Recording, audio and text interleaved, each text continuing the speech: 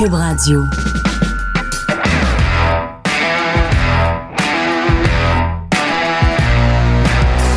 Mesdames et messieurs, bonjour, bonsoir et bienvenue à un autre épisode des Antipodes de la lutte.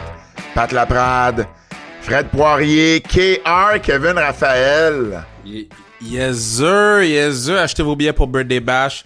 On commence à sortir les clips de March Madness, donc surveillez la story Instagram de Sans Restriction, surveillez nos posts aussi statiques, donc petit à petit, on sort des clips de Sans Restriction March Madness, puis dont la clip de Pat Laprade qui saute partout pour hype up le crowd au début. Je pense que c'est demain ou après-demain, mais Quand je fais le tour du ring, là? Ouais. Puis, je fais ça dans tous les shows. Ouais. Sauf que c'est rendu que je suis rendu essoufflé quand j'arrive dans le ring. Ah, ouais. T'étais essoufflé. Je le sais. T'étais essoufflé puis tu cherchais le 2 marches pour monter dans le ring. Il y a pas de marche, asti. Ben non, il y en a pas de marche. Il va y avoir des marches. Mais ouais, donc, ouais, vraiment excité de March Madness et de nos prochains shows qu'on va faire à cet endroit-là. Donc, très hâte. Coansville qui est avant Bromont, là. On a statué ça, la paix, man. Plug Femme Fatale. Moi pis Josiane, on en parle encore. Femme Fatale, c'est le dernier show ce samedi, le 29 mars. Toute une carte pour vous. Donc, on a la carte au complet qui, bien sûr, la finale entre équipe Femme Fatale, c'est-à-dire la championne Azael, en compagnie de Kristara, en compagnie de Vanessa Craven et Mary Lee Rose, contre le Wicked Ones. On va également avoir un match triple menace, Zoe Sager, Rose et Dani Leo. Également, tout un match entre Lou Farrell et Mercedes Martinez, la 3 fois championne, qu'on peut retrouver du côté de Ring of Honor et qu'on a déjà vu à AEW également. Une première pour ces deux-là, une contre l'autre. Angie Sky contre Drea Mitchell. Jessica Black contre Stacy Thibault. Très, très, très content de présenter ce combat-là parce que quand j'ai pris le booking de Femme Fatale en 2015 pour un show, ben c'était le match que j'avais sorti du Torture Chamber. Je voulais 2 jeunes, puis je les avais fait s'affronter à Femme Fatale. Et on est 10 ans plus tard, presque jour pour jour, et ces deux-là vont s'affronter à nouveau. Vraiment, vraiment content. Match 3 contre 3, plutôt 2 contre 2, un match par équipe. Leah Sparks avec Luna Auclair contre Mélanie Havoc et Vlada accompagnée de Ali. Et puis, un match 3 contre 3 qu'on a annoncé cette semaine. Bitch Squad 2.0 et Anna Minushka, ça fait un bout qu'on n'a pas vu du côté de Femme Fatale, mais qui voulait être là pour le dernier show, contre le Mosh Pit, Heavy Rocks et Emily Grimsky en compagnie de Sweet Cherry. Donc, toute une carte. Puis, on va en reparler dans la section lutte québécoise, parce que dans la section lutte québécoise, j'ai une petite surprise, un petit scoop pour vous. Alors, on va en parler dans la section lutte québécoise, mais sinon, pas tout de suite, Fred. Moi, je le sais-tu. Je sais pas si tu le sais. Je me rappelle pas si on en a parlé. Je pense que oui, mais je suis pas sûr. Ben, je vais le dire dans la section lutte québécoise. Alors, le gars, il s'essaye. Bel essai, par contre. Les billets sont en vente, bien sûr, sur le pointdevente.com. Là, on est à plus de 215 billets de vendus là, jusqu'à présent. Donc, on est content de ça. Ah, je suis content, man. Merci. Keybook, oubliez pas de vous abonner à notre Patreon Keybook. On a en entrevue justement Mercedes Martinez qui est passée sur le podcast. On a vraiment bonne entrevue, hein. Elle a été vraiment candide, répondu aux questions. C'est sûr qu'on fait un part 2 parce que c'est puis je te l'ai même texté là, j'aurais pu poser des questions for days là. C'est une bonne tête de lutte, puis tu sais quand j'ai dit entraîneuse au Performance Center, elle a pas dit non, fait que non, exactement. On parle du Performance Center, mais le centre de Nadi puis TJ, Natalia puis TJ devient un peu le must là. J'écoutais Busted Open ce matin et Soraya était en entrevue. Bon, elle sort un livre, puis Baron Corbin, Bishop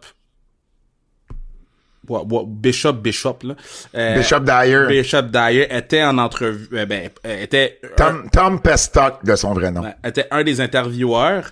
Puis, tu sais, Soraya dit ça a été difficile pour moi de revenir dans le ring, puis j'ai encore de la misère, puis je m'en vais m'entraîner à l'école de Nali dans un mois, puis Pestock était comme moi je suis là ce soir là, puis on est plein ce soir, puis j'étais comme ouais, c'est comme leur gros hub de lutte là en ce moment en Floride dans le puis on voit souvent des vidéos de B-Fab, etc., donc c'est intéressant. Pestock qui est rendu un collaborateur régulier à Boston moi, c'est Open. la première fois que je l'entendais à Boston, donc... Ouais, mais ça a été annoncé aujourd'hui qu'il était pour être un hôte, un animateur régulier. Tu sais, il va naturellement, il va s'améliorer, là. Tout le monde s'améliore, là. Il pose des questions à la Pat Laprade, là. Mais ça veut dire quoi, ça? Ça veut dire des questions qui prennent 800 gens avant qu'elle finisse sa question. C'est les meilleures questions. Non, c'est juste fucking long. Mais les questions étaient bonnes. Puis j'ai aimé ses interactions, j'ai aimé sa vision. Je pense qu'on sous-estime beaucoup la tête de lutte que ce gars-là avait, parce que à la fin de la journée là, puis ça on veut pas le acknowledge parce que on est des fans de lutte blasés là, mais il trouvait toujours une façon d'être relevant, même avec les pires gimmicks. Je comprends, mais la seule chose c'est que je trouve que dans ses entrevues en ce moment, il paraît très amer là. Puis il le dit qu'il est amer, puis tu sais son but c'est de stick it to WWE.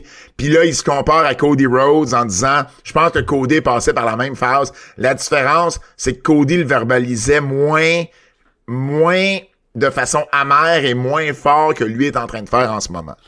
Puis ça, je pense pas que c'est la stratégie à employer si son but un jour c'est d'y retourner. Ben, en même temps, c'est Drew McIntyre, là, on l'a pas entendu dire qu'il était amer pis qu'il voulait stick it to WWE. Il a fait ses trucs sur les Indies, il a dominé les Indies puis il est revenu puis regarde ce qui arrive. Ouais, mais moi, je pense pas que, puis en toute honnêteté, là, moi, je pense qu'il veut juste faire exactement ce que tu fais en ce moment, c'est faire jaser puis il sait, là. Puis il a besoin de faire jaser, il a besoin d'amener son nom, son nouveau nom, pas son Baron Corbin, mais son nouveau nom à plusieurs endroits. Fait que non, moi je pense que c'est vraiment plus une question de faire jaser, une question de faire les manchettes, puis une question de les antipodes de la lutte en parlent, tu sais. Ouais, mais ouais, anyways. Je suis pas nécessairement du même avis, mais c'est pas grave. On va également avoir Dark Side of the Ring. Mm-hmm. Donc, tantôt, tout de suite après les antipodes, on tape le premier de la saison, la première de la saison de Dark Side of the Ring qui est sur le Hell in a Cell et particulièrement là sur Mick Foley dans tout ça. Donc, on va avoir ça en fait, dans les prochains jours. Je vais recommencer. C'est un excellent Dark Side of the Ring. Le contenu, je sais pas à quel point c'était un Dark Side. On en parlera sur le podcast, mais oui, je peux comprendre pourquoi c'est un Dark Side. Je peux comprendre. C'est plus Dark Side que certaines autres affaires. C'est plus Dark Side que Yokozuna pour moi. Ce qui est là. Mais on en jasera davantage sur le podcast. Tu me disais tantôt que mes questions étaient longues. Mais par contre, moi, j'ai une façon différente de me préparer quand on fait la WWE sur Netflix. Et je veux vous partager comment Kevin se hype pour, mettons, arrête de me filmer, man. Un show d'NXT, mettons, là. Fucking je t'ai pas filmé. Oh my God! Mais je peux pas vivre ma vie sans que personne me filme, man! Faites juste écouter. Puis le problème, c'est que je me rappelle même pas ce que j'ai fait. Fait que ça me fait chier! Mais Kev, écoute bien comment tu t'es prep quelques minutes avant qu'on commence NXT cette semaine.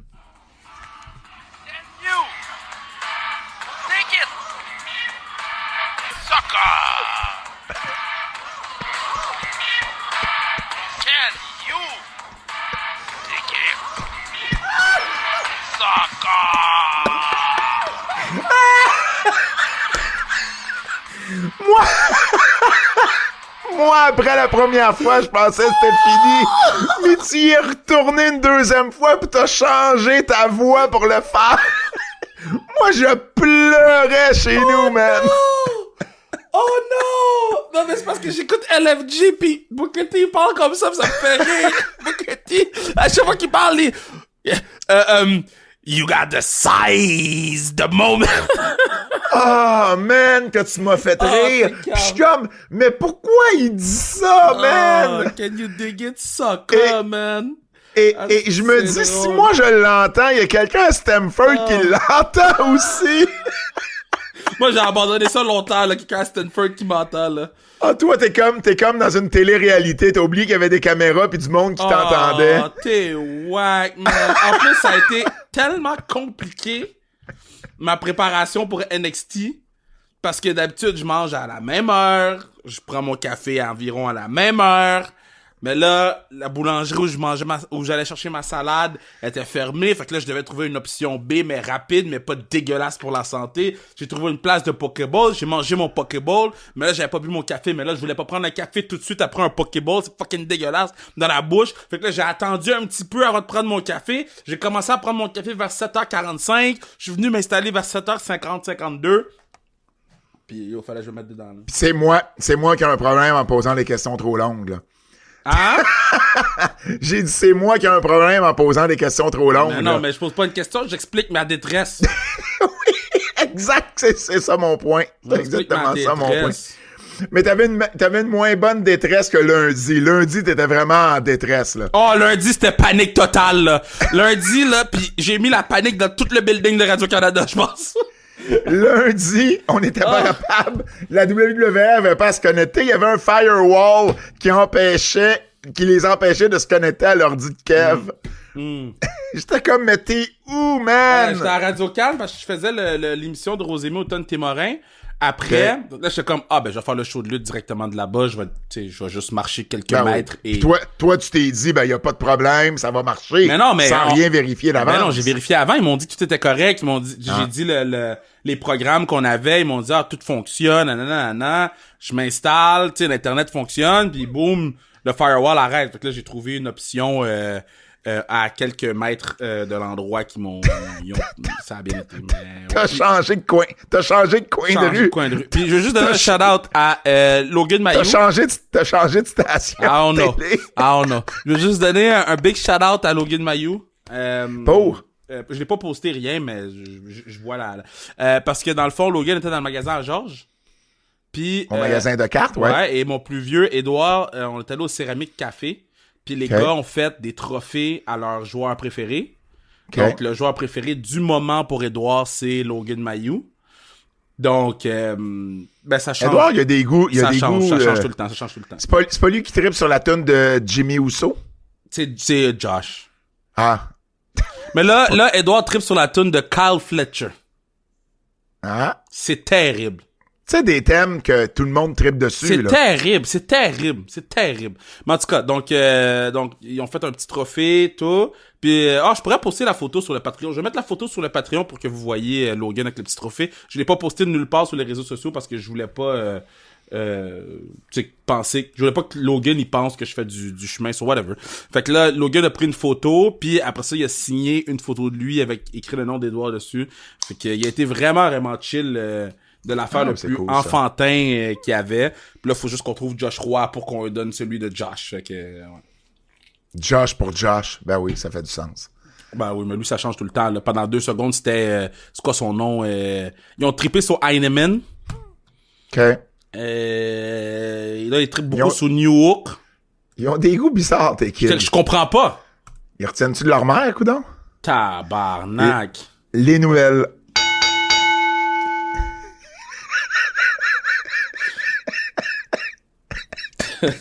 Pat, il se trouve drôle.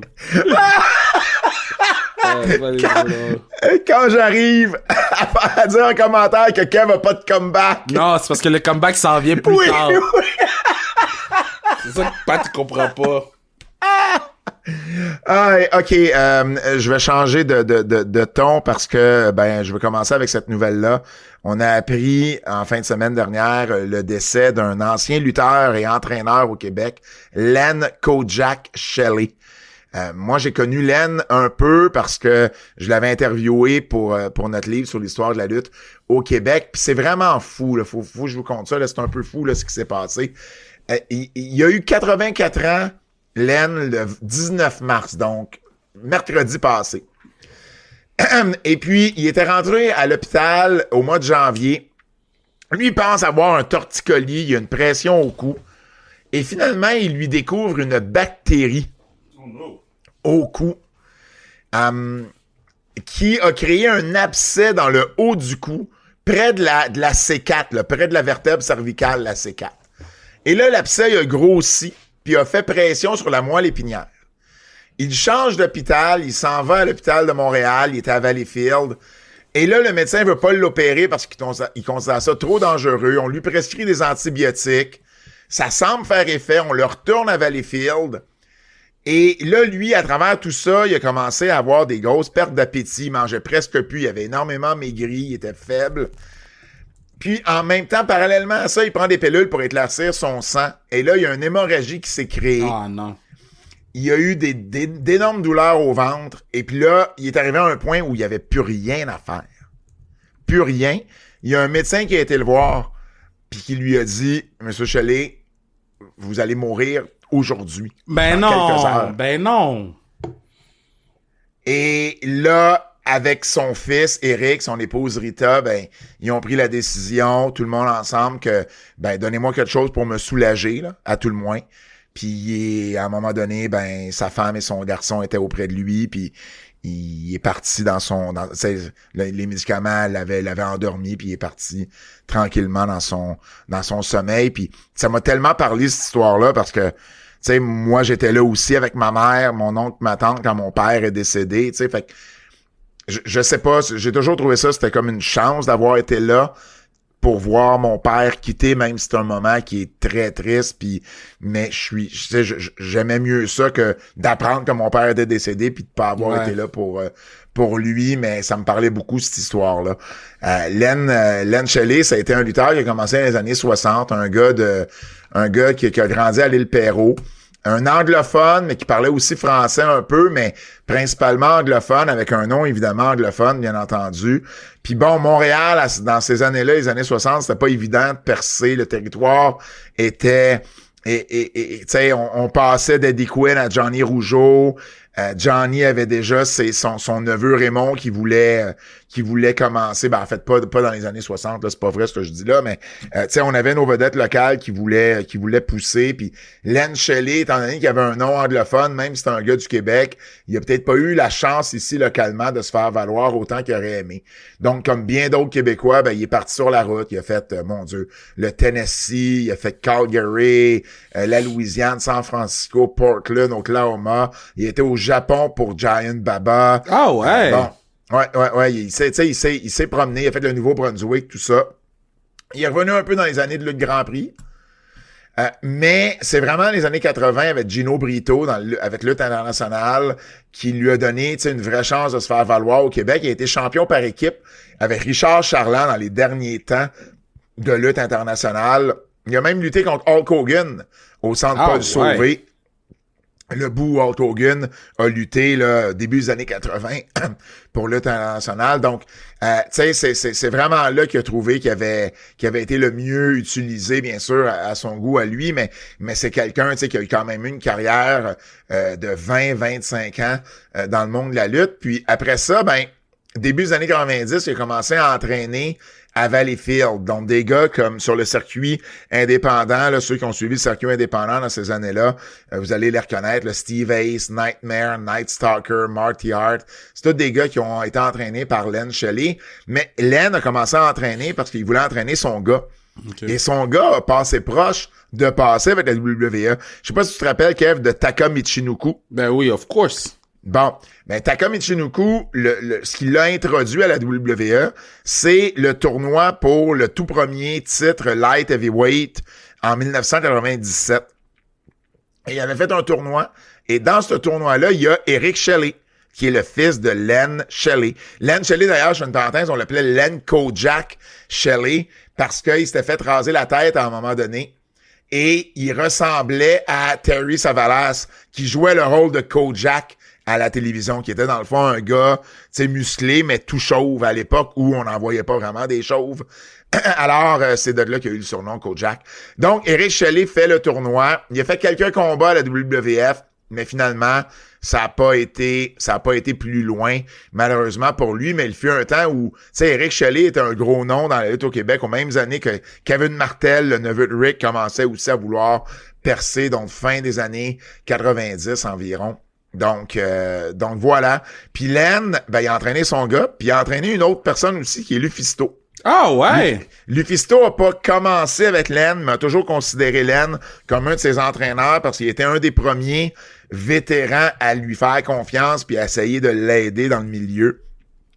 C'est d'ailleurs moi qui ai annoncé la nouvelle à Lufisto la fin de semaine dernière que Len était décédé. Moi, Len m'a appelé avant les fêtes. Une fois de temps en temps, il m'appelait. Je l'ai rencontré 2 fois, ce monsieur-là. Puis la deuxième fois, j'avais été scanner des photos chez eux, puis des trucs comme ça. Puis il m'avait même gardé à souper, lui et Rita, 2 personnes vraiment super sympathiques. Mais je l'ai jamais revu. Et puis, Len, il était... une fois de temps en temps, il m'appelait.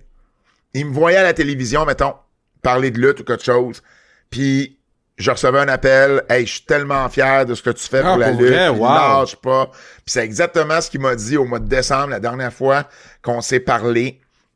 Puis quand j'ai parlé à son épouse en fin de semaine, ben elle m'a dit, il était vraiment fier de toi, Pat. Puis tu sais, merci. Tu sais, là, je vais écrire un article. Là, je le finalise. Là, en fait, là, il va être prêt sur le site de TVA Sport pour la journée de jeudi. Puis j'ai parlé à Eric qui m'a donné de son temps malgré tout ce qui se passait. Donc je le remercie énormément. Puis Steve Ace aussi, là, Steve Sauvé qui a été son premier élève. Donc il m'a parlé également. Alors ouais, ça a été ben c'est ça, 84 ans, mais tu sais, c'était juste inattendu étant donné tout ce qui tu sais, étant donné de la façon que tout ça s'était fait là, c'était pas censé être 3 mois plus tard, finir comme ça, mais comme quoi la vie des fois tient juste à un fil, puis on sait jamais quand notre heure va être venue là, donc voilà, donc j'envoie évidemment mes sympathies à toute la famille, aux amis proches de Len Shelley. Et puis, bon courage à tout le monde. OK. TNA. On va changer de registre. TNA a brassé la direction. Là. On a congédié à peu près tout le monde puis leur mère. C'est fou, là. Donc, on a congédié le vice-président senior du contenu, Ariel Scherner, qui j'imagine va rester avec j'imagine va rester avec Anthem, là, parce qu'il travaillait aussi avec Anthem. J'ai de la misère à croire qu'on l'a congédié d'Anthem. Moi, je pense qu'on a juste...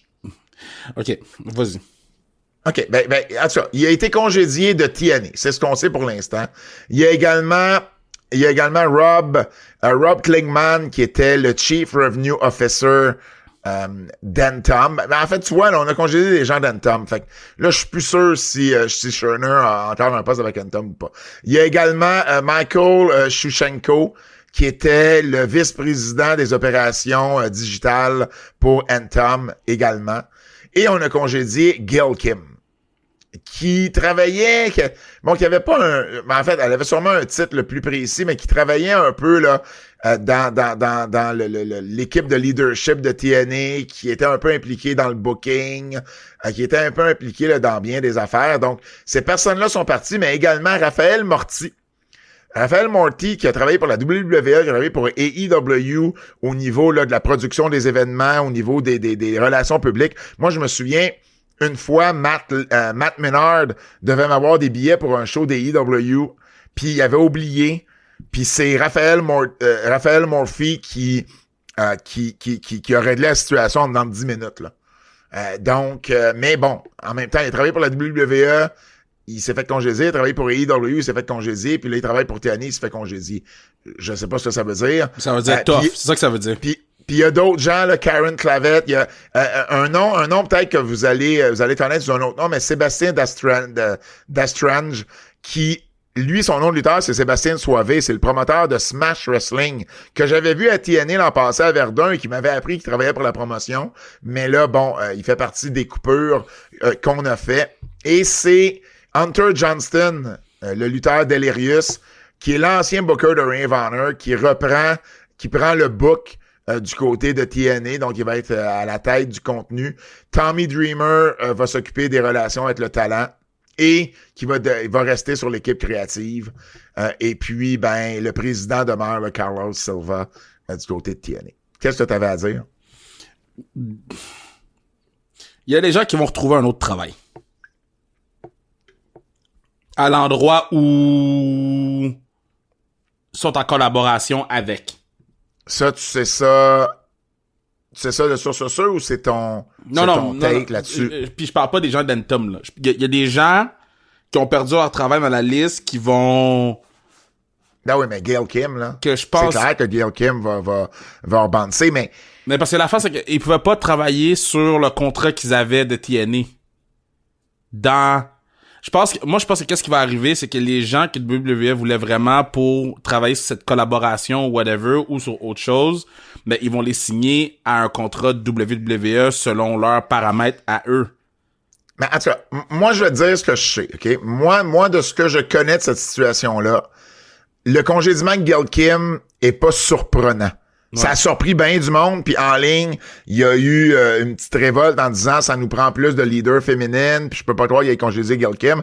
À l'interne, de ce que je comprends, c'est que Gail Kim, en fait, je pense qu'elle a essayé de faire un genre... OK, je m'exprime autrement. Je pense qu'elle prenait trop de place pour certaines personnes, puis elle a été victime d'un power play par rapport à ça. Ouais. Moi, c'est ma compréhension de l'histoire. Ensuite, Ariel Sherner, ça serait pas impossible que la WWE soit pas étranger à ce congédiement-là. Parce que ça a l'air que les relations étaient pas toujours faciles entre la WWE et Ariel Sherner et le talent de TNA. C'est ce que j'ai compris de cette situation-là également. Alors que Gail Kim, c'est pas la WWE. C'est pour ça que je serais pas surpris que Gail Kim se retrouve, par exemple, à NXT, au Performance Center, ou quelque chose comme ça. Alors, c'est ce que je sais de la situation. Les autres, ben écoutez, tu sais, c'est d'autres gens là, qui vont... C'est de la poutine interne. Là. Non, exactement. Les Canadiens de Montréal viennent de faire des mises à pied. Là. Tout le monde... C'est le temps de l'année où ça arrive, c'est plate, mais on souhaite que ça arrive pas à trop de gens. Mais c'est quand même beaucoup de monde pour, mettons, un bureau chef, là. Tu sais, c'est énormément de personnes dans un même bureau chef. C'est pas juste, tu sais, le Canadien de Montréal, je comprends, mais ça demande ça demande des personnes qui sont plus bas dans la hiérarchie du Canadien, n'est-ce pas, France Margaret? Oui, non, je comprends, mais c'est quand même, il y a quand même beaucoup de gens qui avaient des bons postes qui sont fait mettre dehors. L'équivalent de ce que TNA vient de connaître, mettons? Non, pas l'équivalent. Okay. En fait, je te dis non, puis j'ai pas la liste complète des gens, là, mais je sais qu'il y a des postes qui on sait pas qu'est-ce qu'on va faire, là. Je comprends. Sarah Knight. C'est pas mon problème, non? Sarah Knight a quitté officiellement. Écoute, ça a été...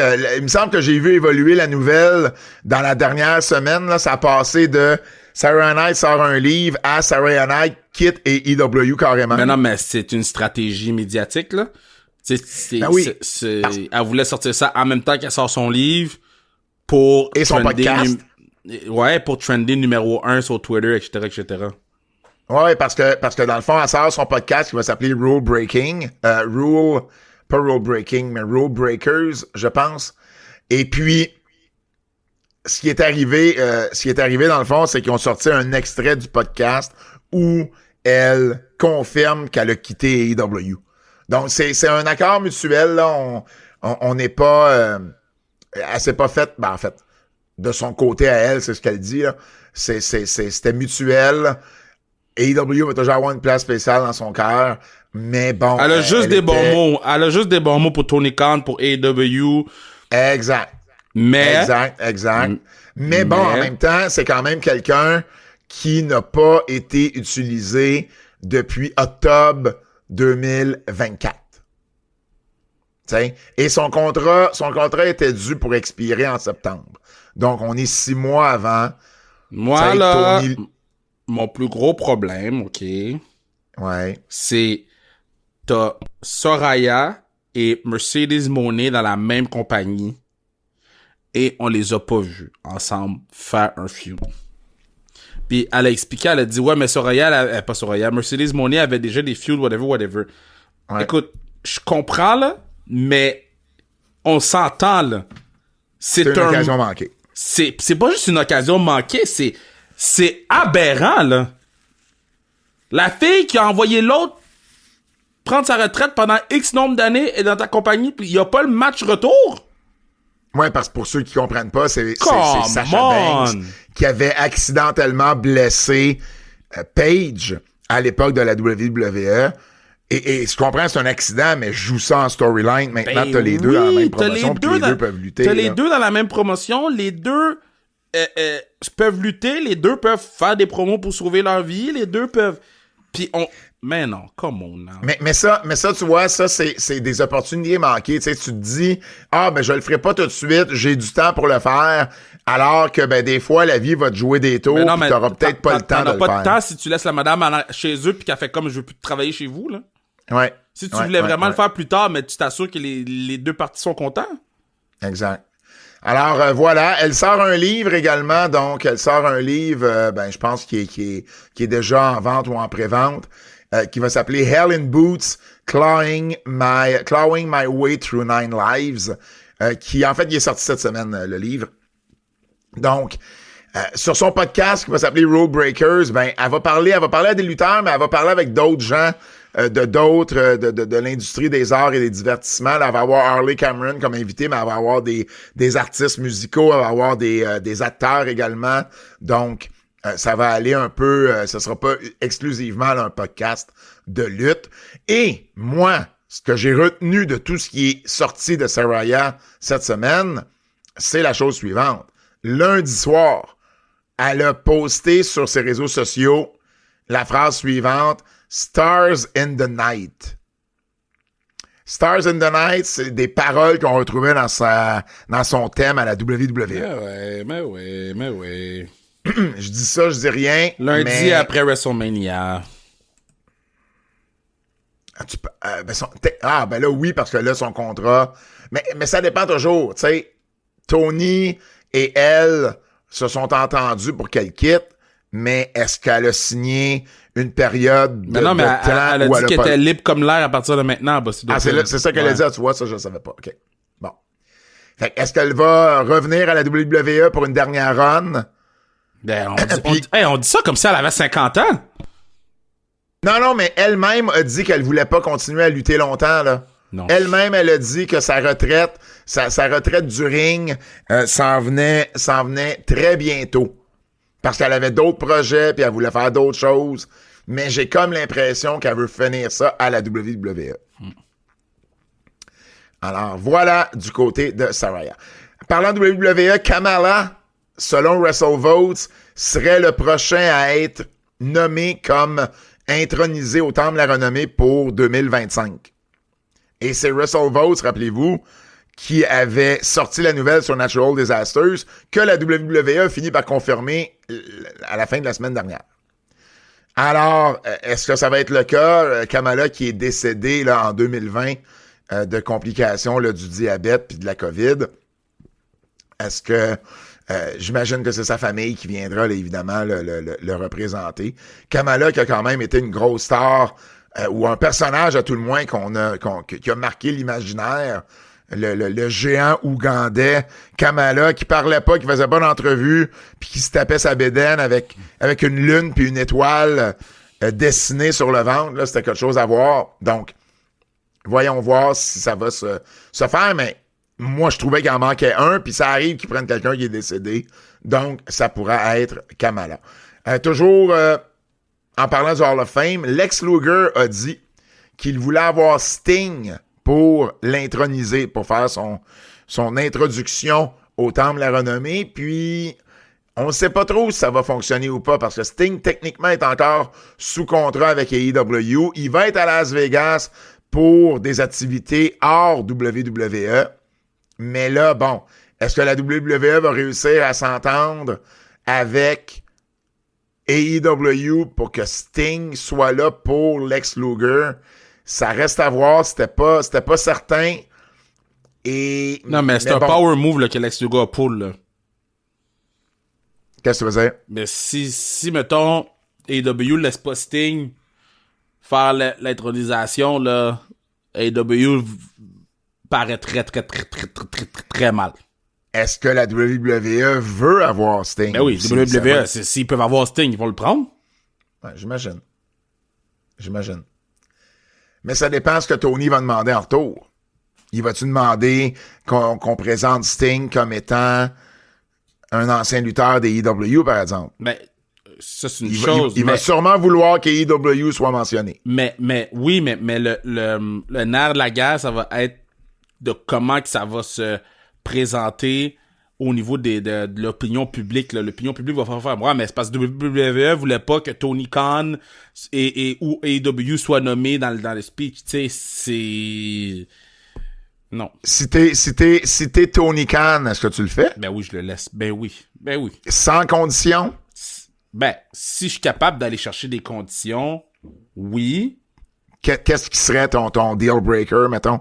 Ben, en fait, moi, si j'étais capable d'aller chercher des conditions, je le ferais, mais au bout de la ligne, je sais qu'en arrière de ma tête, je le laisse aller faire ça, là. Par respect pour Sting, par respect pour ce que Sting a donné à cette compagnie. Ben, même pas par respect par Lex Luger, parce que, tu sais, il t'appartient pas, là. Il est pas dans ta compagnie. Non, je comprends, mais Lex Luger, c'est quand même le gars que, tu sais, il avait assisté au dernier match de Sting, mais la WWE lui avait dit, pas de problème, vas-y, mais on veut pas que tu sois sur leur caméra. Ouais, mais qu'est-ce que je veux dire? Qu'est-ce que je veux dire, c'est que, mettons, Lex Luger a aucun poids dans la balance pour moi là-dedans.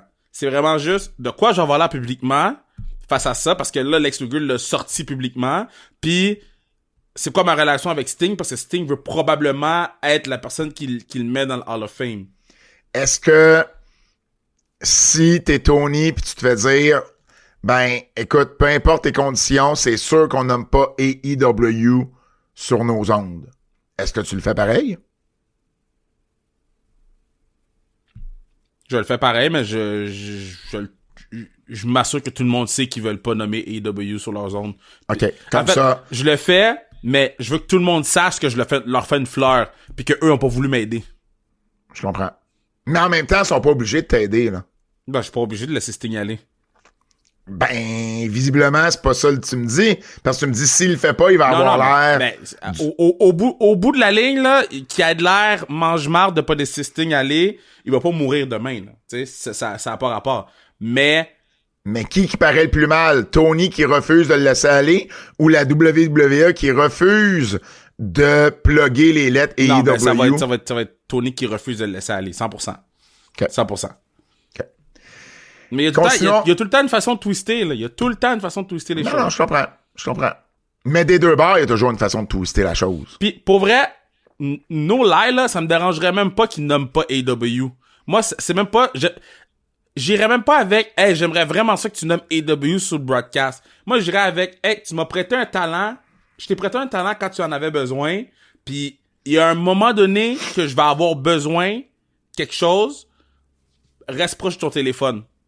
Tu sais, j'irais même pas dans le nomme les... On s'en fout s'ils nomment les lettres, là.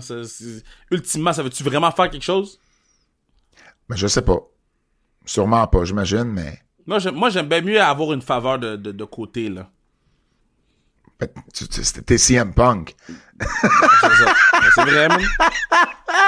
Moi, j'ai une coupe de faveurs partout, puis je les utilise. T'es le Black CM Punk. Nope.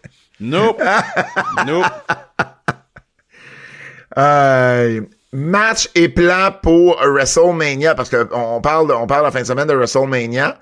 Et là, ben, on commence à avoir de plus en plus de matchs qui sont confirmés. Et il y a des rumeurs également. Donc, ce qui est confirmé à date. Cody Rhodes défend contre John Cena. Tiffany Stratton défend son titre contre Charlotte. Gunther contre Jey Uso. Io Sky contre Bianca Belair. Et j'imagine Rhea Ripley qui va être dans le mix. J'imagine que ça va être un three-way. Randy Orton contre Kevin. Et Roman, Punk et Seth Rollins dans un three-way. Fait que ça va. On a confirmé justement Kevin et Randy Orton vendredi dernier. C'est le match qu'on parle depuis le début de cette histoire-là. Et là, selon Fightful, le plan pour un autre match serait un match de championnat intercontinental entre Braun Breaker, Penta, Finn Balor et Dominic Mysterio. T'aimes-tu ce match-là? Répète-le. Braun Breaker, Penta, Finn Balor et Dum Dum. Ben oui, mais c'est bon, ça. Ben, ça serait le plan selon Fightful pour ils le sont match. en équipe ou c'est un four-way? Four-way. OK, c'est ça. Ouais. Pour le titre. Ah, mais ça, c'est correct. Un four-way pour le titre. Et là, moi, j'ai une question. Il est où, Sami? Mais, puis, je veux pas mettre de rumeurs out there d'Internet, mais Sami, il est pas en train de faire le ramadan, fait qu'ils l'ont laissé de côté, ils l'ont laissé... Il a jamais... Il a toujours, genre, fait le build-up des Mania, là. Il a toujours été là pour les build-up. Non, mais qu'est-ce que moi j'avais lu, c'est...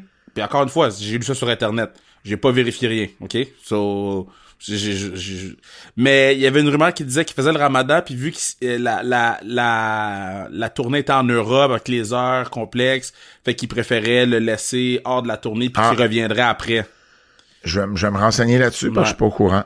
Je vais me renseigner là-dessus. Fait qu'il serait supposé de revenir après, which l'amènerait dans ce match-là, pour moi, là. Pour le titre intercontinental, ou l'emmènerait vers Karrion Kross. Non, peut-être. Peut-être. Parce que là, clairement, Karrion Kross s'en va. Parce que c'est peut-être Karrion Kross et Logan Paul contre AJ Styles et Sami Zayn. Mm-hmm. Ça ferait du sens. Parce que là, Logan va être à Raw lundi, va confronter AJ. Mettons, Karrion Kross puis Logan Paul attaque AJ. Sami Zayn... Répète-moi le match que tu dis qui ferait du sens. Soit Karrion Kross contre Sami ou Karrion Kross et AJ Styles contre Logan Paul... excuse-moi, Karrion Kross et Logan Paul contre AJ Styles et Sami. À moins que tu gardes ça one-on-one entre AJ puis Logan. Cette valeur, je trouve le maillon faible de tout ça, c'est Karrion Kross, là. Ouais, ben Karrion Kross, il est dans les histoires. Je le sais, mais j'aimerais mieux voir un three-way AJ, Paul et Sami. Mais bon, je comprends qu'on a déjà d'autres three-way sur le show pis qu'il faut inclure Karrion Kross là-dedans, là, je comprends. OK. Voyons voir ce qui va se dessiner. Voyons voir ce qui va se dessiner à ce niveau-là. Mais effectivement, là, c'est vrai que Sami est pas sur la tournée européenne en ce moment. Il fait pas les house shows non plus. Donc, mais je vais me renseigner. Là-dessus. Mais si c'est ça, c'est vraiment nice, là, premièrement, là. C'est une très belle touche de la WWE parce que oui, je comprends que ça peut être complexe, là, avec le décalage horaire et tout. Puis, au pire, le patiné revient. Ouais. Fait, il y en a pas de problème, là. Il va y avoir plus de festivités également pour Las Vegas. La WWE arrête pas d'annoncer des affaires, mais c'est fou, là. Moi, je respecte ça. Ils ont dit, on vient, on prend tout. On prend tout. Alors, au Live Night Club, qui est le club à l'intérieur de l'hôtel Fontainebleau. Damn, ils s'en vont live, man. Ça là! Damn, man! Damn, man! T'es déçu de pas être là, hein? Le live, bro! Oui, le live à Miami, le live à Las Vegas. Alors, jeudi 17 avril, il y a quelque chose qui se fait là. Il y a un souper, puis ensuite un party jusqu'à 4 heures du matin. Il va y avoir des apparitions de Bianca Belair, Charlotte, Rey Mysterio, DJ Valentino Khan et DJ Harry qui vont être là. Vendredi 18, c'est l'after party officiel du Hall of Fame. Fait qu'imagine, tu vas voir le Hall of Fame, t'as même pas besoin de bouger d'hôtel, puis tu t'en vas clubber après au Live. Braun Breaker va être là, Liv Morgan au Live, ce qui fait du sens.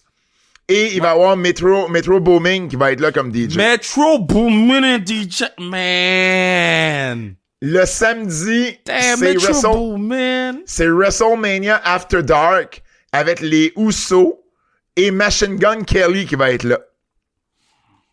Et le 20 avril, écoute bien ça, c'est le Gronk Beach Alors, c'est le WrestleMania After Dark Edition. C'est le Grand Beach Party au Live Beach de 10h30 à 4h au Live Beach.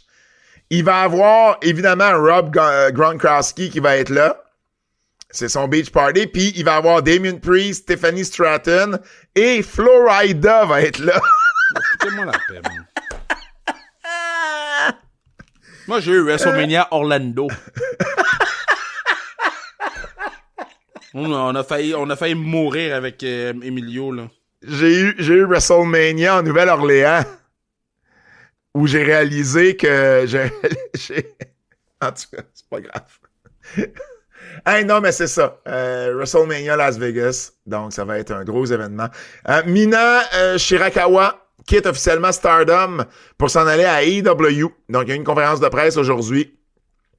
Et puis, elle a annoncé qu'elle quittait le 17 et 18 avril. Ça va être ses derniers shows avec Stardom. Et elle s'en venait avec AEW. Elle a 37 ans, Shirakawa. Bon, on l'a vu, évidemment, là, dans le giron de, tu sais, avec Tony Storm, Miami, tout ça. Il y a eu de l'intérêt de la part de la WWE, selon ce qu'on comprend. Mais bon, évidemment, elle avait déjà ce lien-là avec AEW. Donc, Shirakawa, c'est une star, man. Elle déménage officiellement aux États-Unis. C'est une star. Je termine avec quelque chose, Kev, que tu vas peut-être aimer. La WWE a mis en nomination pour que les fans votent, c'est Slammy Awards. Je sais, puis je voulais faire un keybook spécial pour. Ben là, tu m'en as pas parlé. Je sais, parce que j'ai pas le temps de te texter. Fait que là, qu'est-ce que tu veux que je fasse? Qu'on le garde pour le keybook. OK. Fait que dans le fond... On va voter des catégories. OK, parce que moi, j'avais enlevé les catégories qu'on avait dans nos prix de l'année à nous, dans les pots et les fleurs, parce que, tu sais, c'est un peu redondant, mais il restait quand même d'autres catégories. Mais si tu veux qu'on les fasse les 12, on les fera les 12. Oui, parce que les nominations sont particulières. Oui, puis tu sais, il y a des nominations qu'on n'avait pas dans nos trucs à nous, là, fait que... Ouais. Mais parfait, faisons un keybook là-dessus. Ben, si vous voulez plus de nouvelles, ben, ça se passe sur notre Patreon Keybook, pour avoir plus de nouvelles sur le monde de la lutte. Cette semaine, sur notre Patreon Keybook, ben, des nouvelles d'AEW, des nouvelles de Seth Rollins, d'Alexa Bliss et bien plus. Alors, si vous voulez plus de nouvelles, c'est les nouvelles en extra sur notre Patreon Keybook. Lutte québécoise. Lutte québécoise. On recommence. Lutte québécoise. Laissez pas tranquille. Juste avant d'aller avec Lutte québécoise, j'ai eu des nouvelles de ce qu'on parlait tantôt. Et le Ramadan a absolument rien à voir avec l'absence de Sami Zayn en ce moment. Parfait! Le québécoise, je veux revenir sur Battle War avant de vous parler, bien sûr, de Hey, by the way, j'ai pas dit que ça venait de moi, hein. J'ai dit que je l'ai lu sur Internet. Ah oui? Puis j'ai bien fait le disclaimer que ça pouvait être pas vrai, là. Ah ouais, puis moi, je t'ai dit que j'étais pour me renseigner, puis je me suis renseigné, puis ça n'a rien à voir. Fait que, Parfait. It's all good. Battle War, c'était dimanche dernier, un rare Battle War que j'ai manqué de mon côté. On me décrit le match comme étant un des meilleurs matchs cette année au Québec. Travis Toxic qui a défait Kevin Blanchard en ouverture de spectacle. D'ailleurs, le premier match de Battle War, là, c'est souvent un match qui finit par faire la liste des matchs de l'année. Donc, Travis Toxic a battu Kevin Blanchard, Zach Patterson et Leon Saver, cette nouvelle équipe qui ont battu Sexy Eddie et Giant Tiger. Jason Gray a battu Tyler Knox. Il y a également eu un match impromptu entre Matt Falco et Mononcle Saint-Jacques contre Chris Tara et Michel Plante qui s'est terminé dans un no contest. Et puis Thomas Dubois a gardé son titre Battle War en défaisant Benjamin Toll et Junior Benito. Le prochain gala aura lieu le 27 avril prochain. Femme fatale, je vous ai parlé de la carte en ouverture d'émission et je vous ai dit que j'aurais un scoop pour vous. Fred? Scoop. Alors, mon scoop, Kev, tu me diras, je t'en ai parlé, je m'en souviens vraiment pas. Mais Lufisto se représente lors de notre dernier show. Donc, Lufisto, qui est bien sûr l'une des 4 fondatrices. D'ailleurs, les 4 fondateurs de Femme Fatale, ils seront. On en avait eu 3 seulement lors du 15e anniversaire. Et là, on a confirmé que Lufisto, Anthony Tonin, Éric Salotolo et Stéphane Bruyère seront présents pour le dernier show de Femme Fatale. Mais bien sûr, Lufisto, qui est peut-être qui est évidemment la plus connue du groupe. Donc, bien content crazy, de pouvoir... Ouais, bien content de pouvoir la voir parmi nous pour ce dernier tour de piste de Femme Fatale. Oubliez pas les billets disponibles sur lepointdevente.com. C'est ce samedi 29 mars à Québec, au Centre Horizon, 20h. Il n'y a pas de pre-show. Les portes vont ouvrir à 19h. Puis ça va être tout un show qu'on a à vous présenter. Je vous rappelle, Mercedes Martinez contre Lou O'Farrell, Zoé Sager, Rose et Dani Léo dans un match triple menace. Et entre autres choses également, la finale. Équipe Femme Fatale composée d'Azael, Chris Tara, Vanessa Craven et Mary Lee Rose contre les Wicked Ones, Stéphanie Saint-Clair, La Parfaite Caroline, Midian et Casey Diamond. Et cette semaine, j'ai compilé des petites statistiques. Et, tu sais, tu le sens, je suis un gars de stats. J'ai des stats. La lutteuse qui a eu le plus de matchs dans l'histoire de Femme Fatale, c'est Mary Lee Rose, avec 29 matchs. On a fait 33 shows. Nous, j'ai calculé, on a fait 33 shows. Nous, ou en copromotion avec d'autres promotions, OK? On en a fait 33 en tout. Elle a lutté 29 fois. Ça, c'est fou, Lufisto arrive deuxième à 23. C'est 6 de moins, là. C'est énorme. Tu devrais les sortir, ces stats-là? Fait toi, la partie, je te disais, j'ai partagé ça sur les réseaux sociaux. Tu l'as pas compris. Non, je l'ai pas entendu. OK. C'est sur Twitter, puis c'est sur la page Facebook de Femme Fatale également. Angie Sky en a 22. Cheerleader Melissa, 21. Kira en a 20. Mercedes Martinez, 19.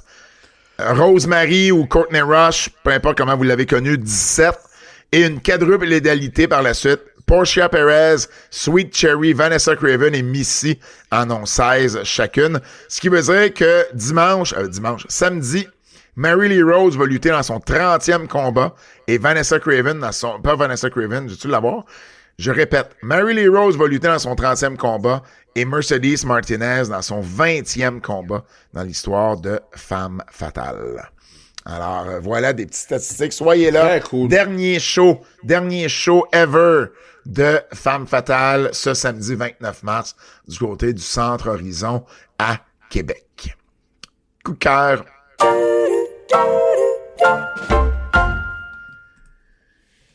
J'ai bien aimé les Street Profits contre Los Garza à SmackDown. Un bon match.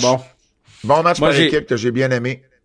Puis là, je sais que tout le monde écoute le podcast depuis tantôt. Ils sont comme, c'est quand qu'ils vont parler de Janice dans le dos de... Pas Janice, mais Spikey dans le dos de Moxley, mais ça s'en vient. J'ai adoré le three-way entre Bayley, Ricochet et Orange Cassidy. J'ai adoré ce match-là.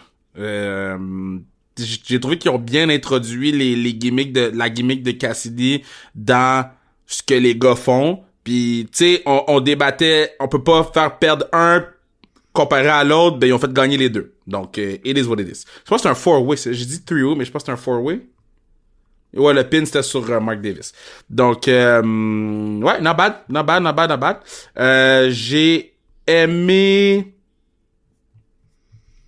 J'ai aimé la promo de Cena qui dit « Je vais ruiner la lutte. Oh man, j'ai tellement aimé ça quand gagner il le dit ça. 17e titre, puis prendre ma retraite. » J'ai aimé tout ce qu'ils ont fait. Ouais, vas-y. J'ai aimé qu'ils utilisent l'expression « je vais ruiner la lutte ». Ouais. Je trouve que c'est un statement qui est fort, tu sais. Puis c'est pas juste qu'on entend souvent sur Internet, mais jamais à la télé. Ouais, exact. J'ai adoré ça. J'ai aimé qu'on finisse avec un match féminin à AEW. AEW Dynamite a été un excellent Dynamite. Pour vrai, en termes de lutte, là... Fait 2 semaines là que Dynamite j'ai aimé. Puis Billy Starks puis Mercedes. OK, vas-y. J'allais dire c'est con mais on met de l'emphase sur les promos, les histoires puis builder les gens. C'est ce qu'on dit on se tue à dire depuis des semaines, depuis des mois, depuis des années.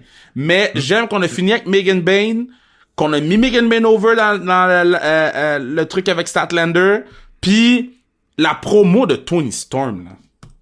qui est la personne la plus over à AEW en ce moment, là. Elle est plus over que Will Ospreay, Tony Storm en ce moment.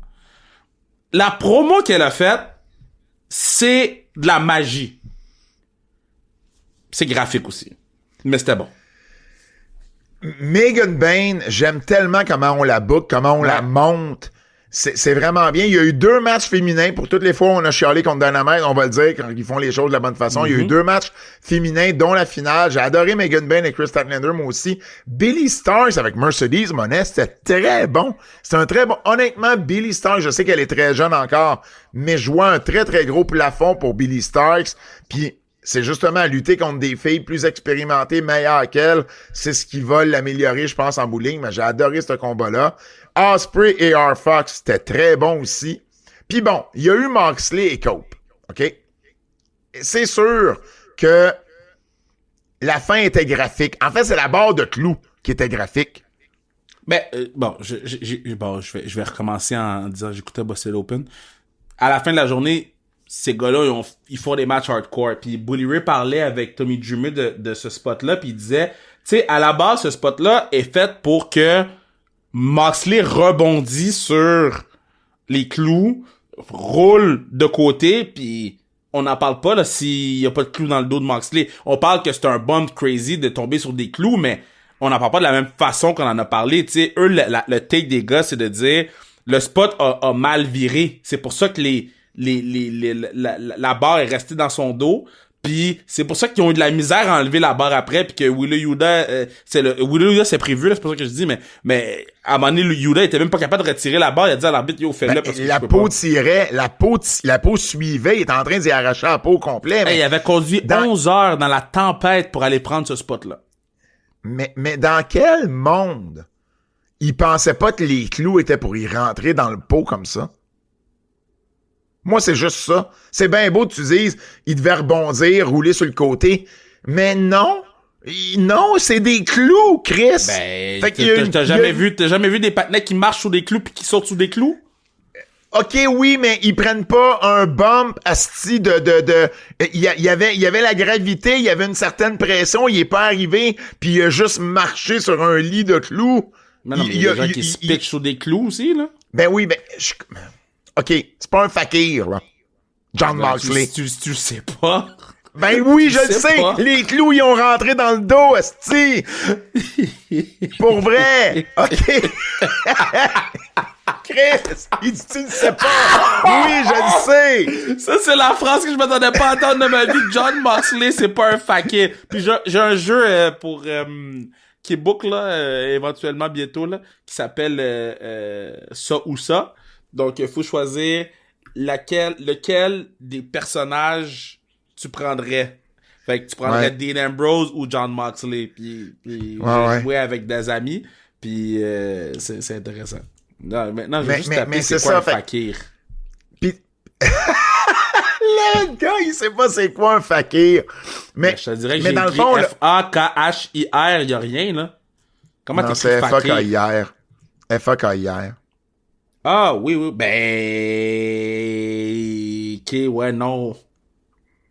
Bon. Tout ça pour dire que... Mais là, il est quand même couché dans les clous, là. Oui, mais il s'est pas pitché comme il s'est fait pitcher. Il y a pas Adam Copeland qui l'a crissé dans une barre à clous. Fait que oui, il y avait des risques que les clous... Ah! Je te dis pas qu'il y avait pas de risque. Là. Je te dis juste qu'est-ce qu'ils pensaient qu'elle allait arriver. Ben oui, mais ils ont mal... Ben oui, mais ça... Écoute, d'entendre ça, ça me fâche encore plus. Au moins, assume le spot pis dis que... Écoute, c'est ça qu'on voulait faire. C'est Bully Ray et Tommy Dreamer qui ont dit...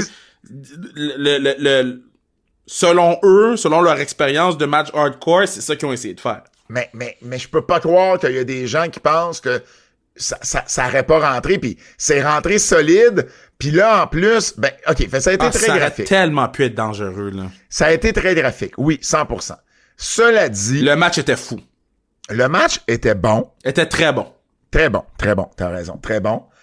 Mais ça a pas rien changé au code d'écoute.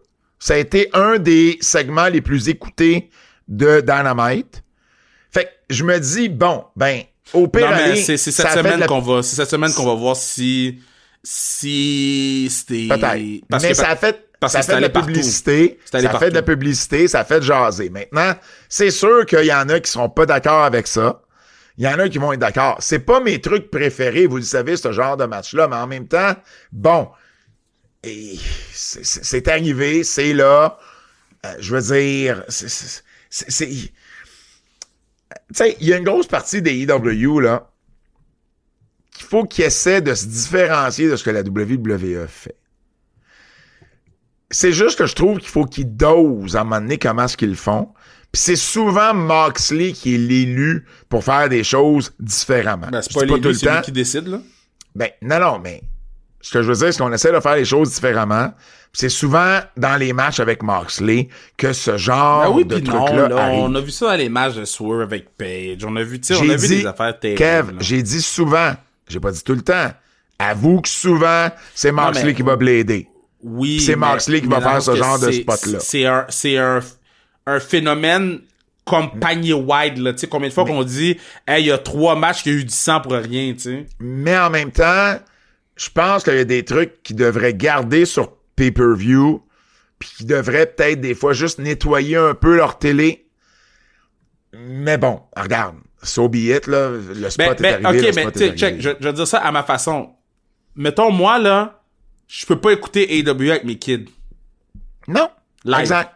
Exact. Je vais choisir. T'es obligé de Osprey, filtrer. Je vais choisir. Tandis que Raw, SmackDown ou NXT, je peux le laisser rouler, là. Y en a pas de problème, là. Ouais. Non. Ça.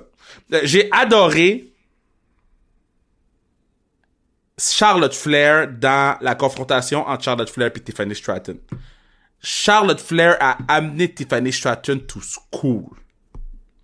Charlotte Flair est spectaculaire en ce moment, là. Elle a une désinvolture, là. Wouh! Mais spécial. Spécial. Non, là-dessus, mais tu sais, mais c'est ça, tu sais. Je veux pas être plate, mais Tiff peut pas... Non, mais elle va apprendre, puis elle va devenir meilleure, mais effectivement. Elle a été- tu sais quoi? À chaque fois que Roxane Perez a eu le micro dans une situation de danger puis d'autres troubles, Roxane s'en est sortie. De là, mon point, entre Roxane Perez et Tiffany Stratton, je prends qui? Ouais, Ben, c'est ça. je suis pas... C'est le même point que je disais quand on était en studio. Tiffany Stratton connecte plus avec la foule que Roxane Perez va connecter. Mais bon. Mais non. Tiffany Stratton est babyface, Roxane Perez est heel, là.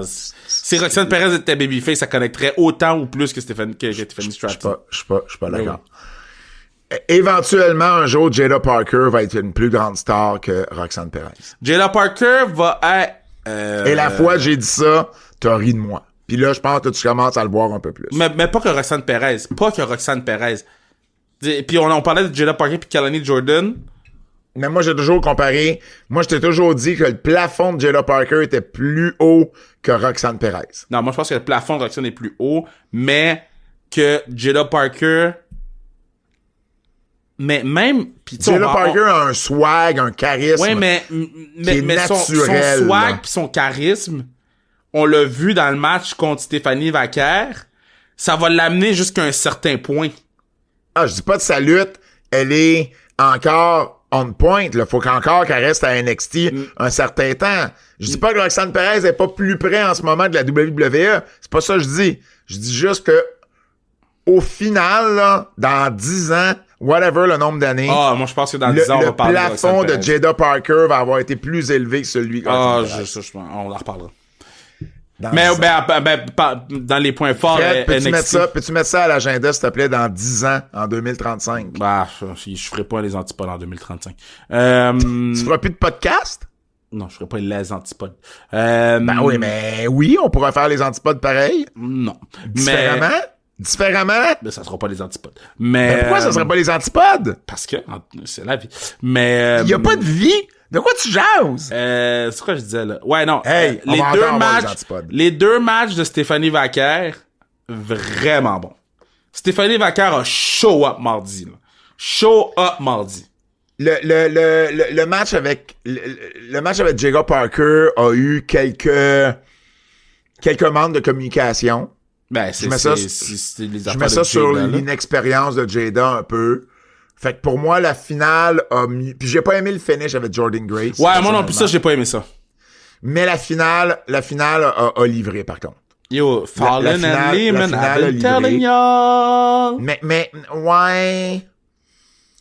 Il y a pas de ouais, là, elle fait bien. Elle joue exactement ce qu'elle a besoin de jouer. Elle fait bien. Mais dans ma liste de prospects, là, je suis pas sûr qu'elle arrive dans le top 5 en ce moment à NXT. Mais non, elle l'est pas non plus. OK. C'est beau là-bas. On est du même avis. J'ai bien aimé que Jey Uso et Jimmy refassent équipe. Mais moi, j'ai aimé qu'ils mettent pas la toune de Jimmy. J'ai aimé qu'il fasse pas genre And it's surprise partner. Puis là c'est Jimmy. J'ai aimé qu'il soit rentré parce que tout le monde attendait Joe Hendry là. Ouais, exact. Tout le monde attendait Joe Hendry. Fait que le fait qu'il rentre dans la Pourquoi tout le monde attendait Joe Hendry? Parce que c'est chez eux. Ah, ouais. Ah, oui, j'avais pas fait le lien. Ben oui, je comprends. Mike Bailey, je reviens sur Dynamite un instant parce que j'ai une note là puis j'ai oublié d'en parler. Le four-way, j'ai adoré le four-way. C'est un solide match. L'interaction entre Mike Bailey et Orange Cassidy, là. Quand Cassidy s'est mis les mains dans les poches pour faire les kicks à Bailey, puis ensuite Bailey s'est mis les mains dans le dos pour faire ses attaques, j'ai adoré. Le double pin, tu sais, tu te rappelles ça la semaine passée, on disait, ben, tu peux pas mettre Bailey dans une situation où c'est exactement ce que j'ai dit tantôt. Tu peux pas mettre Ricochet dans cette situation-là, puis finalement, ils ont fait gagner les deux. Cela dit, ce que j'ai pas aimé, c'est que c'est les pieds dans un câble de Ricochet. L'arbitre aurait pu disqualifier Ricochet pour ça. C'est parce que, OK, l'arbitre donne Ricochet gagnant pourquoi? Parce qu'il voit Ricochet en top. Mais s'il voit Ricochet en top, il faut qu'il voit les pieds d'un câble. Il peut pas juste voir Ricochet sur le dessus. Puis quand tu regardes à la reprise, il a les yeux rivés sur le matelas. Fait qu'il voit même pas Ricochet. Fait que j'ai pas aimé comment ça a été fait. J'aurais préféré que Ricochet... Déjà, Ricochet vole le pin. Ou vole le deuxième pin, ce qui est déjà heel. T'as pas besoin de te mettre les pieds d'un câble en plus. Ça aurait permis à Bryce de regarder clairement vers Ricochet entre deux de ses tombées puis de voir qu'il était là. Parce que t'avais pas le problème de pas voir les pieds d'un câble. Fait que là, on a voulu qu'il voit pas les pieds d'un câble, ce qui fait que quand tu regardes la reprise, il voit zéro Ricochet sur le dessus. Fait que là, on a pris, puis j'ai pas aimé non plus, je sais, on est dans les coups de cœur, là, mais j'ai pas aimé non plus qu'il cale tout de suite que les deux vont aller dans le three-way. Au lieu de caler les gagnants, puis que la décision soit prise la semaine prochaine. Hey, on va regarder ça à nouveau. Il voulait l'annoncer pour il voulait shotgun l'annonce. Ouais. Ben oui, mais au détriment d'une histoire. C'est juste ça que je dis. Dernier coup de cœur pour moi. Abdullah the Butcher, 84 ans, qui est, je lisais cette semaine, il travaille avec DDP depuis un certain temps pour revenir en forme ou une certaine forme, parce qu'il est dans un fauteuil roulant, il y a énormément de misère. Je pense qu'il marche même plus en ce moment à Bille, là, ou très très peu. Donc, c'est Chris Jericho qu'ils ont mis en contact les deux. Ouais? Alors, je trouvais ça intéressant là, de lire ça, DDP qui aide toujours les gens. Avertissement. Avertissement. Ce segment pourrait contenir des critiques négatives. Bon, Kev, quand ça arrive à AEW, on le mentionne. Faut le mentionner quand ça arrive avec la WWE. Ils ont eu des problèmes de son, là. À Raw lundi.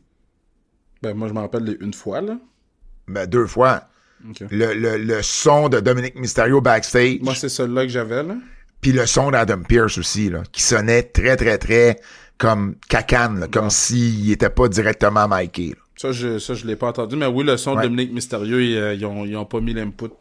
Parce que Adam Pearce, puis je le sais parce que c'est le bout. Te rappelles-tu, il y a un bout où j'ai eu de la misère à traduire Adam Pearce? Ouais. Bon, ben c'est ce bout-là.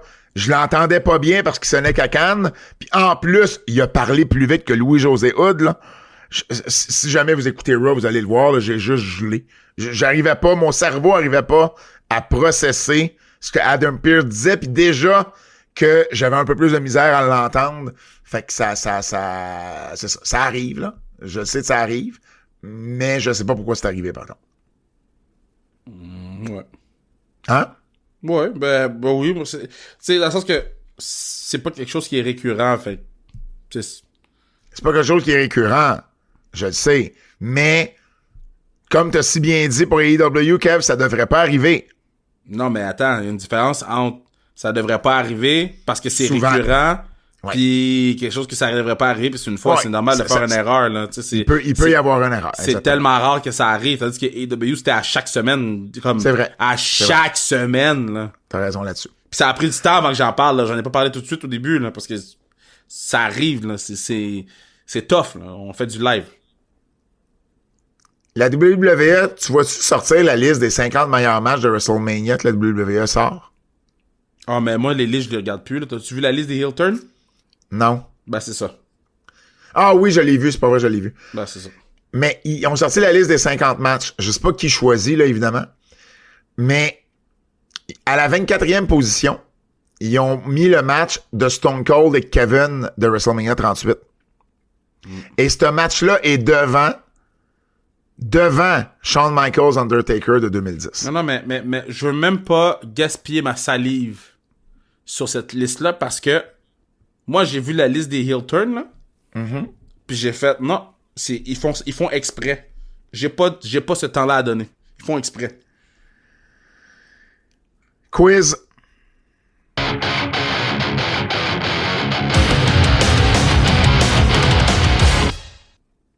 Le quiz de notre ami Jérôme Jacques Double J. Quel est votre thème musical préféré utilisé par Triple H entre The Game ou King of Kings? King of Kings by far. Bow down to the. C'était quoi The Game? Chante-moi les dons The Game. Time to play the game. Ah oui, c'est The Game. Moi, mon préféré. Ouh, pop, pop, pop. Pop, pop, pop. Ah oui, Pop, pop, clairement, pop, clairement, pop, je le pop, file. foin, foin. C'est The Game, c'est The Game. Ben, yo, King of Kings? Motorhead? Pfff. Ah, mais attends, Fred, il connaît les deux beats. C'est quoi le meilleur beat selon toi?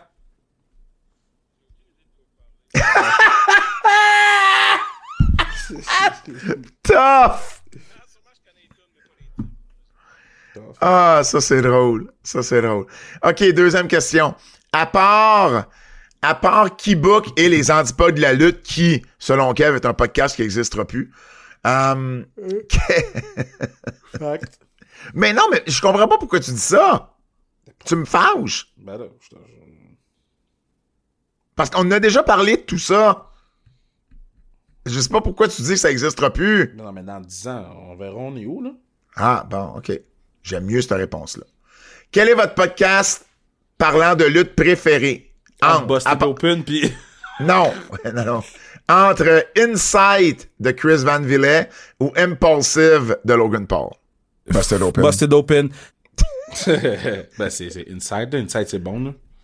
Insight. Insight. J'en écoute aucun des deux, mais je vois passer énormément de clips Ouais, d'Inside avec sont Chris bons, Van là, Vliet. sont là. bons, là.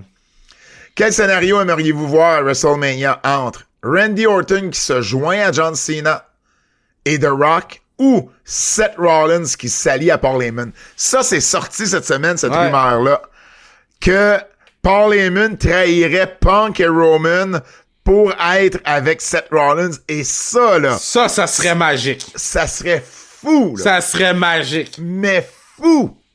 Ah, stick que je le vois arriver en plus. S'il vous plaît. Ah, ouais. Moi, Non, mais moi, parce c'est que ce là, tu viens de scénario-là. donner du jus à cette affaire-là pendant des années, là. Exact. Ça ou ça? Ça ou ça, yeah. C'est ça qui est ça, ou ben non, c'est ça, hein. Ça ou ça, yeah. Choisis d'autres choses, ou ben choisis ça. Ça ou ça de notre ami Sébastien Théberge. T'es prêt, Kev? Chaque fois que tu te fais à manger dans la cuisine, Hornswoggle est littéralement dans tes jambes. Ou Tough. chaque fois que tu regardes un film, l'acteur principal est Festus.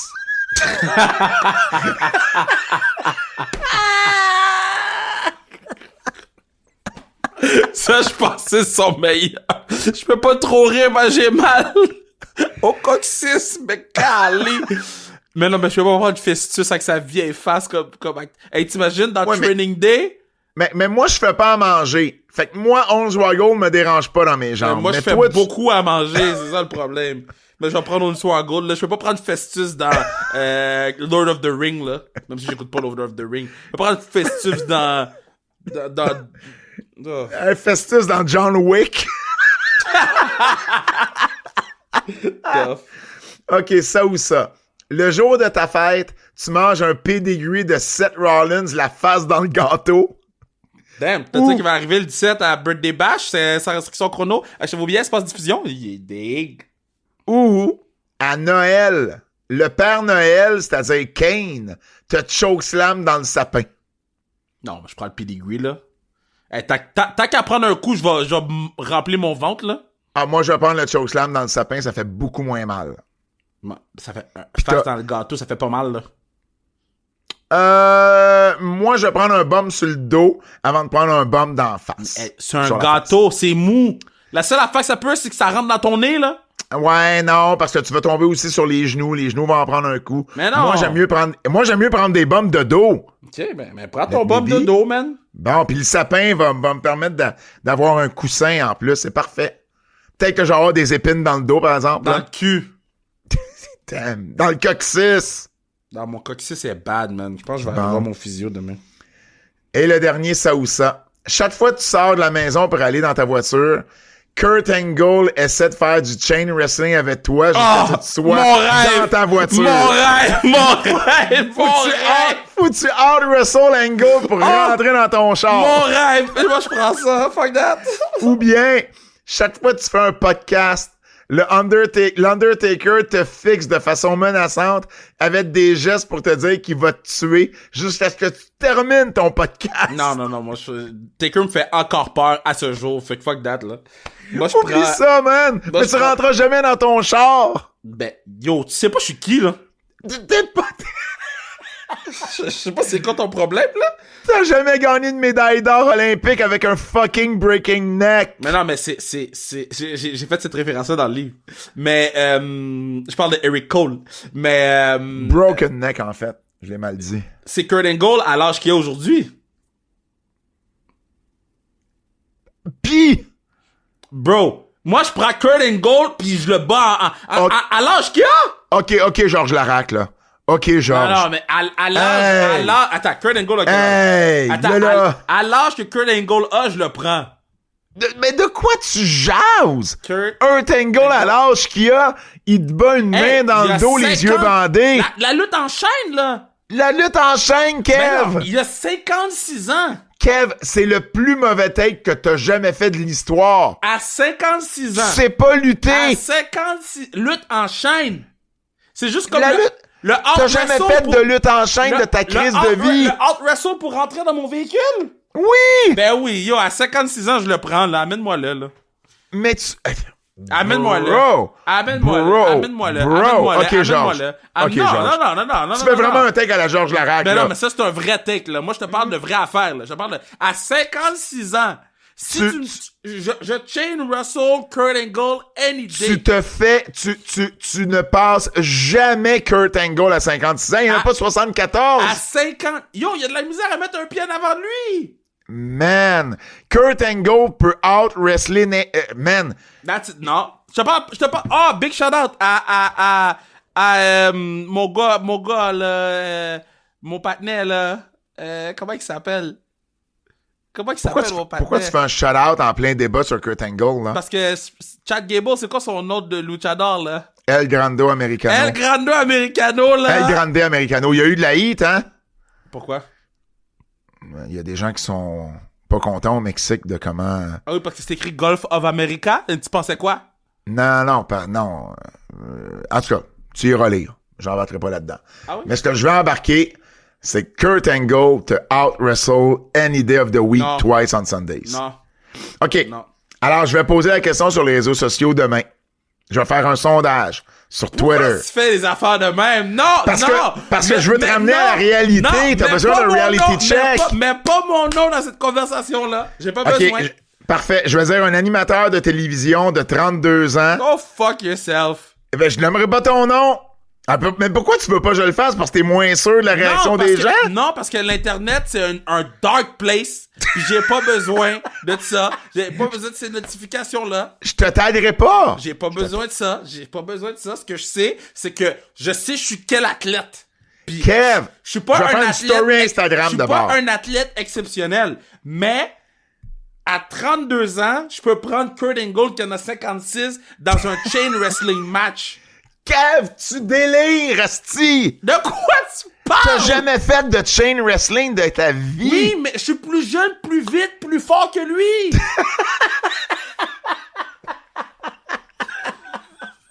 Pourquoi il rit? Pourquoi Fred, tu ris? Je suis plus vite, plus fort que lui! As-tu déjà rencontré Kurt Angle? Non. Ok, va voir des photos de Kurt Angle, là, live. Il fait déjà... En partant, il fait au moins un 3-4 pouces plus grand que toi, là. Ben non, Kurt Angle En est plus petit partant. que moi. Kurt Angle est plus petit que moi. Man, Kurt Angle, là, il fait 6 pieds. Tu fais 5 et 10. 5 et 9 Ouais, et pis, quelque chose. c'est pas une question de grandeur, là. Non, tu viens de dire qu'il est plus grand que toi, là. 5 et 10, 5 et 10. Il fait... 5 et 10. Bon, fait que c'est ça, je dis, il fait 2 pouces de plus que toi. Pis ça, c'était dans son prime à 99. Il a rétréci parce qu'il est vieux. Hey, man. Va voir des photos de Kurt Angle, là, en ce moment, live, là. Check, de attends. quoi il a l'air. Kurt Angle at 56. Man. Attends, je m'en vais dans l'image. Bro, il a pas l'air d'un gars qui peut faire du chain wrestling, là. Une main dans le dos, pis t'as pas de chance. Voyons, de quoi tu jases? T'es désillusionné. T'es désillusionné, là, en ce moment, là. Tu parles d'un ancien champion olympique. Tu parles pas, asti, du gars qui a fait Non, mais Division 3, là. Je dis pas que je l'aurais pris quand il y avait 32 ou 42. Il y en a 56. Pis ça! Il y en a 56. Je te jure, Kev. Ok, que- admettons. Kev, change ton take, je te jure, je fais un sondage sur les réseaux sociaux. Admettons. Raymond Bourque à quel âge, là? Raymond Bourque, je sais pas, il avait 20 ans en 80, fait qu'il y en a 65 peut-être. Attends, on va check. Raymond Bourque a 64 ans, ok? Ben, j'étais pas loin, hein? Mais si on patine dans la ligne droite, je présume que je patine plus vite que Raymond Bourque. OK, là, tu me parles de deux affaires différentes. Non, mais parce que l'âge Raymond Bourque- réduit les capacités athlétiques. Fred, je patine plus vite que Raymond Bourque à 60. Pourquoi tu dis non? Ben, moi, je suis sûr que non. Puis oublie le patinage. Raymond Bourque, il fait des cercles au cours de toi avec la POC. C'est pas ça que j'ai dit. J'ai Mais dit là, que... tu parles juste d'un aspect. Mais j'ai dit... Mais c'est ça que je te dis. C'est que... Ben non, mais quand dis-moi, plus dis-moi, tu tu vieillis, cours, plus dis-moi, tu tu cours vieillis. plus vite que Turk Angle. À la limite, je le sais pas. Mais tu out-wrestle pas Kurt Angle. À l'âge qu'il a, ses qualités athlétiques ont baissé. Il y a Fait- 56 ans, t'as jamais lutté que ta crise de vie. Il était tellement loin en avant de toi que même si ça a baissé, il est encore loin en avant de toi. Je peux pas croire que tu dis ça sérieusement. Mais tout fait du sens. Je te jure, j'en fais un sondage sur les réseaux, tu me fâches trop. Ben, fais-le. Moi, je m'en fous. Moi, je sais... Ça va être 100%. Là. Il y aura même pas c'est un faux. 1%. Non, c'est faux. C'est faux. C'est Ça faux. va être en haut de 90%. Non. OK, je te mets 20$ là-dessus. OK, check ça. Mais là, tu vas aller faire des bots, là, ça marchera pas. Là, tu vas Non. je te connais. là. Non, mais non, j'ai pas le temps de faire ça. Mais, Oui, mais oui, pour c'est vrai, ça. quelqu'un qui a 32 ans, qui affronte quelqu'un qui en a 56, moi, je mets de l'argent sur le gars de 32. Ben, tu vas perdre ton argent aussi. Ben non, si tu... Logiquement, là, Oui, il y en a un qui ok. a 32 ans, puis l'autre qui a 56. Kev, je mets Kev. l'argent sur le 32. Kev. Moi, j'ai jamais fait de lutte de ma vie. T'as jamais fait de lutte de ta vie. J'ai 48 ans, on en a 32. Je mettrais de l'argent sur toi, moi aussi. Là, on parle de Kurt Angle. On parle d'un gars qui a gagné des médailles d'or, une médaille d'or olympique, des médailles d'or au championnat du monde, qui a lutté, qui s'est entraîné Puis toute son sa corps, crise de son vie. corps est magané. C'est Son pas corps- grave, son c'est corps des est réflexes, magané, lui, il commence lutter. à être vieux, il commence à pas pouvoir bouger de la même façon qu'il bougeait. Il y a eu dis-moi- un broken freaking neck. Il y a Dis-moi eu... que Gable Stevenson va battre Kurt Angle. Dis-moi pas, toi, qui a jamais fait de J'ai lutte plus de ta de vie. chances de battre Kurt Angle que Ok. Gable Stevenson a de chance de faire la NFL. Non! Oui! Non, il y a eu un... Non, parce qu'il a été proche. Toi, tu seras même pas proche. Kev, honnêtement, Attends, c'est un mauvais take. Fred, dis-moi. Même Fred est tanné, là. Ben, moi, je pense que c'est à cause que t'as 32 ans, pis à 32 ans, tu trouves que 56, c'est vraiment plus vieux. Mais laisse-moi te dire que quand tu vas avoir pas loin de 50, tu vas trouver ça pas mal moins pire à 56 ans. C'est une question de perspective d'âge, ça. Pas mal sûr de ça. Ah, que c'est de la musique à mes oreilles, ce que tu dis là. Attends. Laisse-moi Je vais- faire mon appel. Je veux savoir qui t'appelle. Je connais Kev, c'est un appel qui va déterminer s'il va changer son take ou pas. Mais il y a un Qui doute, t'appelle? là. Il y a un doute.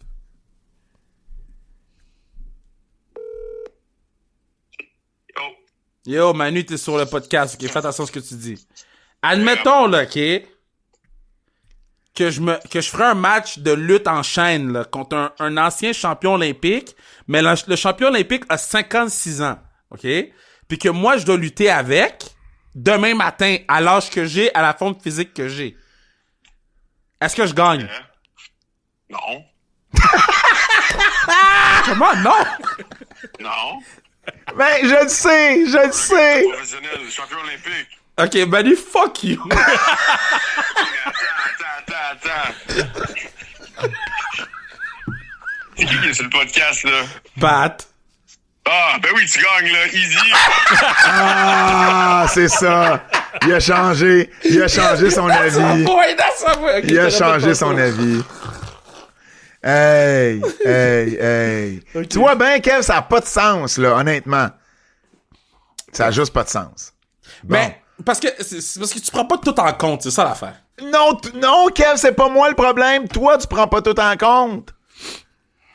C'est toi qui penses que parce qu'il y a 56 ans qu'il est Admettons que fini. tu fais un match de boxe, ok? Oui. Demain matin, Oui. contre genre... Mike Tyson. Non, je tue Mike Tyson! On a vu ce qu'il a fait avec Jake Paul! Kev!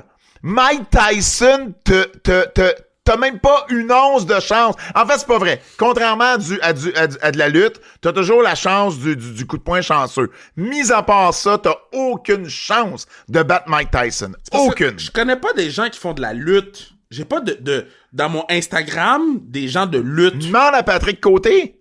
Il est où, C'est un Pat gars Côté? d'MMA. C'est un gars d'MMA. Mais je vais pas appeler Pat Côté en ce moment. Ben non, il est 11h le soir, j'espère. Demande à Pat J'ai vraiment Côté. appelé Manu à 11h le soir pour ça. Demande à Pat Côté. Puis c'est sûr que Pat va dire, Kev. Ben regarde, ok, check. Je dis pas que t'as raison, mais je dis pas que t'as pas raison. OK. Je fais un sondage demain sur les réseaux, là. Non, t'as pas besoin. Non? Ben Manu a répondu, là. OK. Man, honnêtement, Manu a répondu non sans hésiter. je te jure, Kev, c'est un running gag qui va rester longtemps. Mais c'est parce que je pense que je l'ai mal expliqué. Longtemps. Oh, tu Mais- l'as pas mal expliqué. Non. Essaye pas de t'en sortir. Tu l'as pas mal expliqué. Là, tu backtrack et tu fais bien. Cela met fin à une édition des Antipodes complètement folle cette semaine. Merci d'avoir été là. Au nom de... oubliez pas, venez à Attends. Femme Fatale samedi, là. Venez à Femme Fatale samedi. Attends quoi, là? Appelle pas personne d'autre, il est 11h. Au nom de Fred calisse. Poirier, de Kevin Raphaël, mon nom est Pat Laprade. Et je vous dis à la semaine prochaine. Attends, C'est un j'appelle Emilio. rendez-vous. Ah! Si Emilio répond, on continue. Il répond pas. Salut tout le monde, à la semaine prochaine.